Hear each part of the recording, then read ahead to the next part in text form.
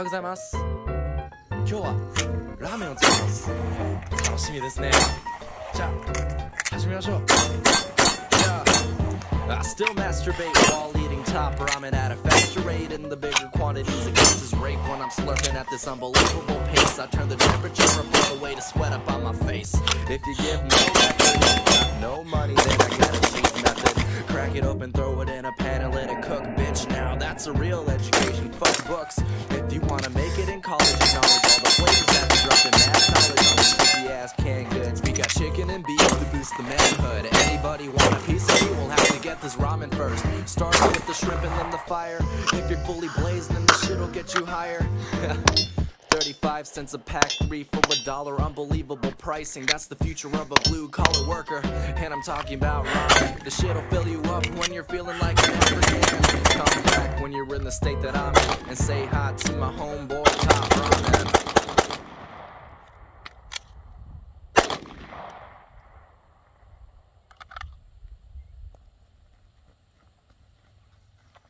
What's going on, guys? I'm Chris and this is Regular Guy Training. So before we get started today, I want to thank you guys.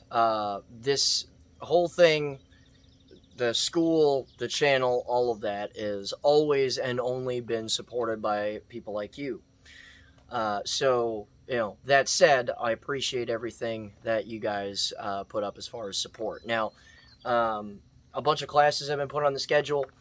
Especially since the Father's Day sale, and I'm in the process of adding more, looking at a vehicle class, looking at a couple other places. So, you know, the usual spots that I'm at a lot are already on that schedule. If you want to check it out, you can go ahead and check it out on the website. If you want to support us through Patreon, that's awesome. Again, guys like that have helped us out immensely, and if you want something out of it, $41 a month gets you as much training out of it as you want. In addition to that, you can throw a super thanks at us. So if you don't want to commit to like a monthly thing, and if you're unable to come out to class or whatever, and you want to help us out in that way, you know, just throwing a super thanks at us is also great too, because that's something that you could throw like $1 or 50 cents, whatever. And the only reason why I mention that is because the entire reason why this thing is even able to keep going is because of guys like you. So I appreciate everything that you guys are doing, and we'll go from there. Enough of that. Let's go ahead and talk about all of this.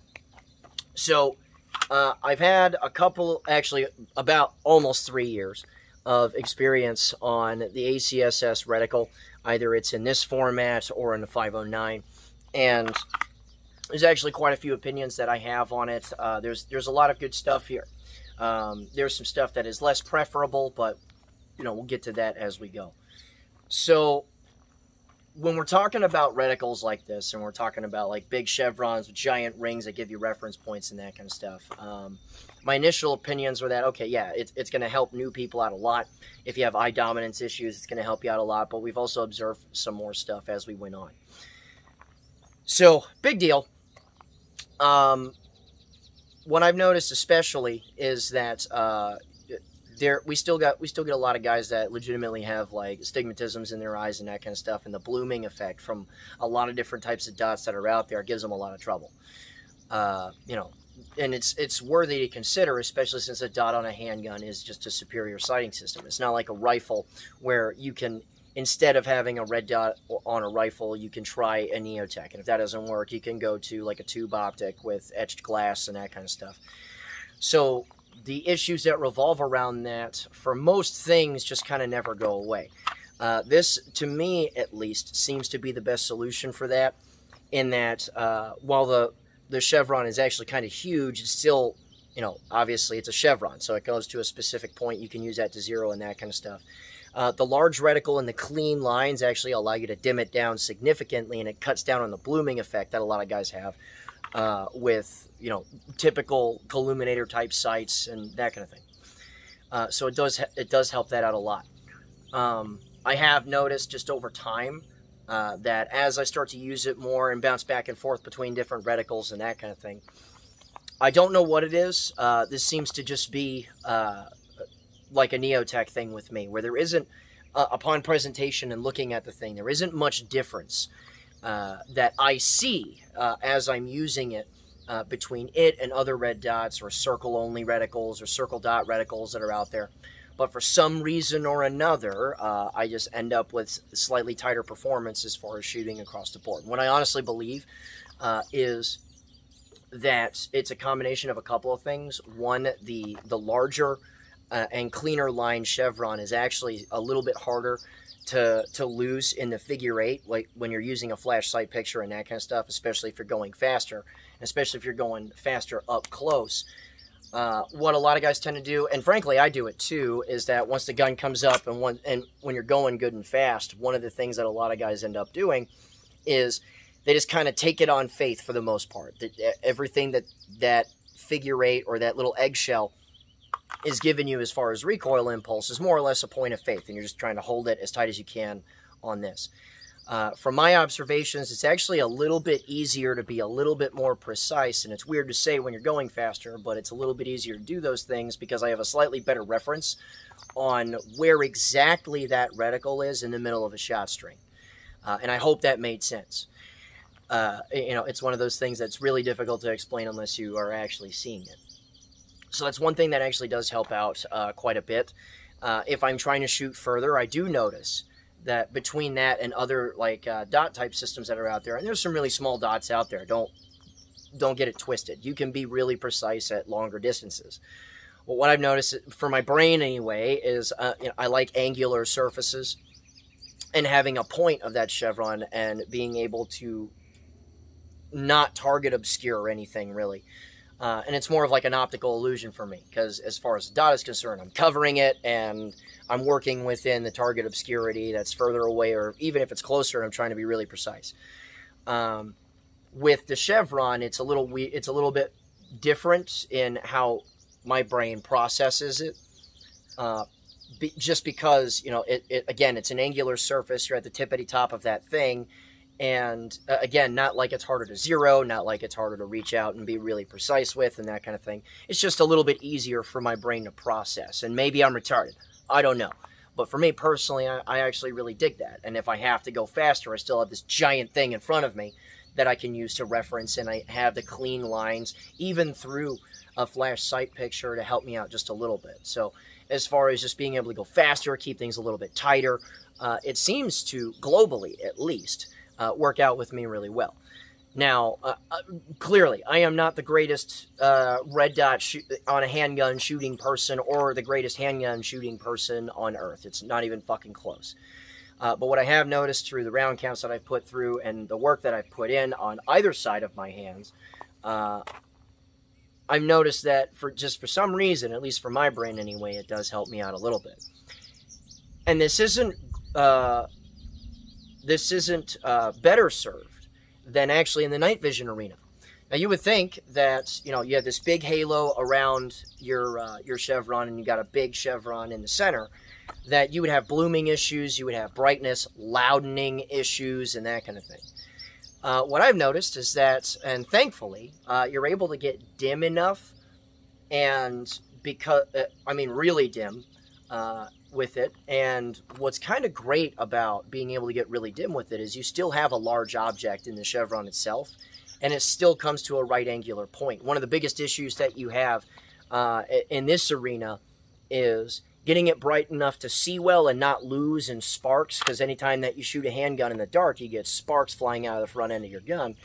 And sometimes, and I've noticed this, if I have to shoot further, or if I have to dim the dot down because it is truly dark outside and everything that I use is blooming, I notice that with smaller dots, especially because you're dimmer now, you can, especially if you're going fast, you can start to lose your dot in spark. What I don't notice is that with this, because there's a couple of things really helping me out. What's kind of cool is that, one, the Chevron is good and clean when it's nice and dim under that reticle. And the other thing about it is, not only is that clean, I have an ever-present reference under night vision, because the ring that's around this that you normally don't see if you're lined up good and perfect, because it's meant that way, to where if you're out of line, you see the ring, and if you're in line, you don't. But the thing is that with night vision, it's a light intensifier. You get all of it. And what is kind of cool about that is it's this enormous reference with a ring that is very clear of the reticle itself, so I get no target obscurity from that, but it definitely helps in a lot of situations where I'm trying to get a quick reference and that kind of stuff. When you're backed off, it's not as big of an issue, but when you're up close, and for instance, that ring is just covering a whole chest, I don't even need the reticle anymore. Obviously, you try to use it, but I don't even really need the chevron anymore to at least put it like on the guy. And that's really helpful if you have, for instance, intruding light sources. That moon's really bright. There's other white lights that you have to deal with like street lights, car lights, other flashlights that are in your direction, that kind of thing. It makes it basically impossible to miss where that reticle is, where it's supposed to be. And even if you lose the chevron completely, which I haven't yet, you don't lose the giant ring that's torso painting your dude or whatever it is that you're shooting at. So it's kind of nuts, because the glass clarity, for instance, this is the first time that I'm not going to sit here and rant and rave about it. The tint doesn't help, right? It doesn't help. But the cool thing about everything else is that you can get it dimmer, you can reference everything no matter how much light pollution and that kind of stuff that you have. And no matter what's going on with the rest of those references, it's kind of impossible to miss. And that is the biggest thing behind this reticle. And of course, Travis has to fuck up the shot with his car. But it's kind of impossible to miss. And I'm going to stall so he can shut his fucking car off. That'd be great. Thanks. But it's kind of impossible to miss, and it really does help out with a lot of the things that you're trying to do, especially if you're moving faster in an awkward position, or if there's a lot of external lighting sources that are fucking with your ability to see your reticle. There's too many things that aren't polluting each other with bloom and over brightness and weird boxes or squiggly lines that you see, because occasionally you see like really, really used RMRs in order to get them dim enough. Instead of a dot that's presented, you get like a little squiggly that's in there. Guys that have had that issue before can back me up on that, because it does happen. And instead of having to count on glass clarity from something like, for instance, an aim point, right? Because that is phenomenal glass clarity, and that's the other side of that house. You can get it dim enough to see further away, and if you're up close and you have tons of extra shit fucking with your ability to see well, you still have a giant ring that's torso painting, and you can do whatever it is that you need to do. So it's kind of this weird place where, for once, I'm not always opting for a traditional dot, and I notice that more and more and more, I'm just grabbing for an ACSS style reticle if I'm going to use it in a multi-roll fashion and that kind of thing. For daylight shooting, I am going to say, though, that I still prefer a traditional dot, or most optimally, I prefer a circle only. But if I have a multi-roll facet that I need with my reticle, if I need to teach somebody how to use a red dot and get alignment and show them what they're doing with their wrists and that kind of stuff, this actually really does help me out in all of those arenas. So it's either, for me at least, a great place to start or a great multi-tool, because equipment can do more than one thing at once really well. So that's kind of where I start and end with that. But there is a negative issue that I have to bring up that has been ever present, whether it's on the 509 style or the open emitter style, and that is these things suck batteries. They just do. When I first started messing with them, and especially this one, right, I put a lot of rounds on it really fast, and I didn't have any issues in that realm as far as battery life and that kind of thing. But as you start to go more, and especially once you work in a lot of brighter type days, obviously you have to throw the brightness up. I'm almost never at max brightness with this thing, but the issue is that you have a large, a fat chevron and a big ring that goes around it. I kind of don't care what anybody's literature says. I've seen it a million times. Other guys have seen it a million times. I think there's more than one reviewer that's out there too, that's experienced this as well. I think Hoplifile experienced this at one point. It just eats batteries. I don't think I've had a longer, thank God it has an auto shut off, but I don't think I've ever had a battery that's in the tray style format, which is the only one you get for this type of reticle, that goes longer than 4 months. And if I'm using it a lot outside and it's bright outside, you're going to get shorter battery life than that. And if I'm using it consistently in the day and then dropping down night vision tubes and working at night, I think the shortest that this has ever given me as far as performance is under a month. And when people were bitching incessantly about the Aimpoint Acro giving them issues and that kind of thing, that is a worthy thing to consider. Now, there are certainly going to be guys that post out, that jump out in the comments section and they say, oh, well, I've had mine on for like 1,000,000 years and it's never run out of battery. The problem is that you can definitely tell who uses their equipment a lot or wears a gun a lot and who doesn't, and who just sets their stuff in a safe and lets it auto shut off and stay shut off. Because, yeah, you save life by doing that. But when you use it, especially if you're in a high-volume training schedule that's going to go over a period of weeks or months or whatever, you're going to kill batteries. And these batteries are lesser available, although available. There isn't like a shortage of them. They're lesser available, so you end up having to go to places like a Batteries Plus, for instance, to just find a small assortment of them. You're not going to just find them at the freaking... at the battery section at Walmart. I don't think I've ever seen it that way, and if you've seen it, you're lucky. So that's the issue that I have as far as its overall. For guys that are in this field and, for instance, deploy to out there stupid places and take slides with them that have optics mounted and that kind of stuff, bring batteries and have people send you batteries. If it's me, and especially if it's like a long patrol, whether it's green-suited stuff or whether it's blue-suited stuff, you really need to stay on top of your batteries. And if you never really want to run into issues or blinking reticles, which, look, I'm a fan of an optic letting me know that it's dying rather than just dying, but the blinking stuff is distracting, right? I've had it happen in the middle of a demo for class before. I am about to shoot a shot string and it's like, bam, dead for that moment in time, and I'm shooting through a tube, and of course that looks awful, and what do you say to him besides, yeah, I fucking suck, guys? You just own it, and because everybody saw it, you can't be like, oh, that never happened, and walk away from it, right? So, the blinking thing is distracting. Yeah, the solar panel is supposed to do whatever, but the refresh rate isn't there.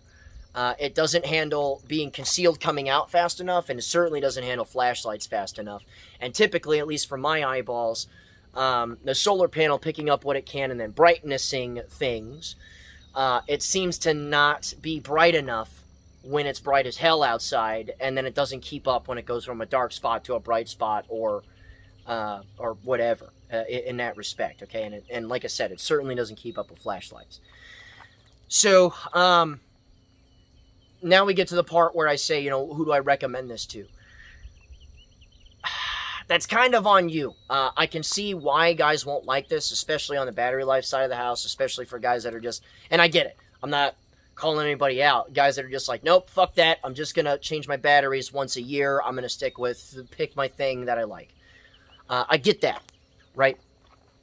But for guys where, as I'm talking about this, they're firing off a checklist where it's like, oh, that works good for me on that. Oh, I do have astigmatism. Well, yeah, I use night vision a lot. That's the kind of choice that you'd have to make there. For me, it's a solid, yeah, usable if you want it, if it works for you. I'm never going to keep you away from it, but I can't sit there and say that everybody has got to have this, and that's only because it's choice driven, based off of there is a significant con in here, obviously, but there are significant pros. And preference is another thing here, too. Because if the first thing that you see when a Chevron flies up in front of your face is, oh, fuck that, I get that, too. Guys that don't like large objects in front of their face are certainly not going to like this at all. In comparison to, like, the 1-minute dots that are available from Trigicon, this is a boat. You have a whole boat in front of your face, and you're going to hate it. It'll be distracting, certainly. And for guys that don't have alignment issues or anything like that and really kind of mind the ring, yeah, you can shut this off, but it's an extra thing, you know what I mean? You can shut the ring off and just leave the Chevron as a no, by the way. And that's going to save you some battery life, but in my experience, it's not a whole lot. Because that Chevron demands a lot of power, at least from what I can see. It's a lot of stuff to project on a screen. So, that's kind of where we're at on that. So I'm not going to sit here and drone on and on and on about it. It's, you know, it's whatever decision that you need to make. So that said, guys, I appreciate you sticking through it. If you got to the end of my ramblings about this, you're a champion. And remember, regular guys, firearm is the last defense against tyranny. Be easy.